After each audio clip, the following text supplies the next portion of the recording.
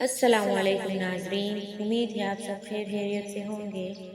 آج ایک نئی کہانی کے ساتھ میں یہاں موجود ہوں جو کہ عورت کے جنسی حقوق اور ضروریات کے حوالے سے ہے۔ یہ ایک اسلامک واقعہ ہے اور حضرت عثمان رضی اللہ تعالیٰ عنہ اور ان کی بیوی کے تعلقات کے بارے میں ایک واقعہ ہے، جن کی خبر جب حضرت محمد صلی اللہ علیہ وآلہ وسلم سے ہوئی تو انہوں نے حضرت عثمان سے اس کا پوچھا اور اس کی پاس پرس کی۔ تو چلے شروع کرتے ہیں۔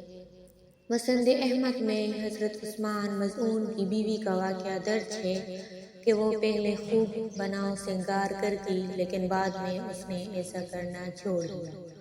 ایک دن وہ حضرت عائشہ صدیقہ رضی اللہ تعالیٰ عنہا کے پاس خوشبو اور مہندی لگائے بغیر حاضر ہوئی تو حضرت عائشہ رضی اللہ تعالیٰ عنہا نے جب ان کو دیکھا تو ان کو اس چیز پر بڑی حیرت ہوئی اور تعجب کا اظہار کرتے ہوئے حضرت عائشہ رضی اللہ تعالیٰ عنہا کہنے لگی کہ آپ نے آج کیوں اس طرح سے نہ خود کو تیار کیا ہے، نہ کوئی خوشبو اور مہندی لگائی ہے؟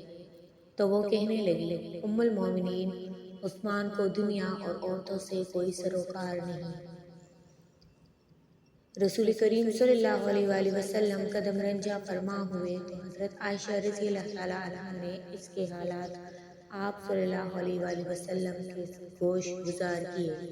آپ صلی اللہ علیہ وآلہ وسلم نے حضرت عثمان رضی اللہ تعالیٰ عنہ کو بلایا اور کہا، عثمان، کیا تو اس پر ایمان رکھتا ہے جس پر ہم رکھتے ہیں؟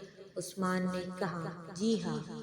تو آپ نے فرمایا، پھر تیرے لیے ہم نمونہ ہیں۔ اور ایک حدیث کے الفاظ ہیں، تیری بیوی کا بھی تجھ پر حق ہے۔ تو حضور پاک صلی اللہ علیہ وسلم کے ان ڈھکے چھپے الفاظ سے ہمیں پتہ چل رہا ہے کہ ایک بیوی کے اپنے شوہر پر کیا حقوق ہے اور شوہر کو لازمی ہے کہ وہ ان حقوق کو پورے کرے۔